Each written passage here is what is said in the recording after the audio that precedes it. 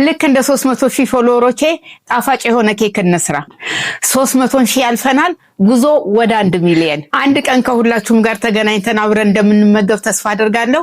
አሁን ወደ አሰራሩ እንሂድ። ይሄ ሁሉ ግብአት እንዳትሉ ሲያምረን የምናዘጋጀው ኬክ ስለሆነ ቢወጣም አይቆጨንም። በመጀመሪያ 4 እንቁላል ላይ 3 ስኒ ስኳር ጨምረን አረፋ እስከሚያወጣ ድረስ እንመታዋለን። በመቀጠልም 4 ስኒ ዘይት ጨምረን እሱንም በደንብ አድርገን እናዋህደዋለን። ከዚያም 4 ስኒ ወተት ጨምረንበት በደንብ ካዋሃድነው በኋላ ግማሽ ማንኪያ ጨውና 1 የሾርባ ማንኪያ ቀረፋ እንጨምርበታለን። በቀረፋው ቦታ ቫኒላ መጠቀም ትችላላችሁ። ካካኦ መደባለቅ ስለፈለኩኝ ውህዱን በትንሽ ሳህን እንቀንሳለን። ውህዱ ላይ ዱቄት 1 ተኩል ማንኪያ ቤኪንግ ፓውደር እና ሩብ ማንኪያ የሚሆን ቤኪንግ ሶዳ ጨምረን ነፍተን እናደባልቀዋለን።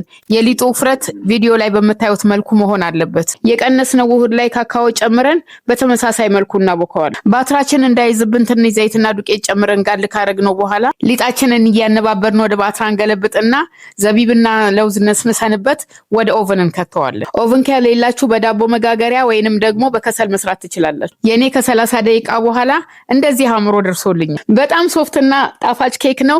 ከ10 ገጭቼዋለሁ።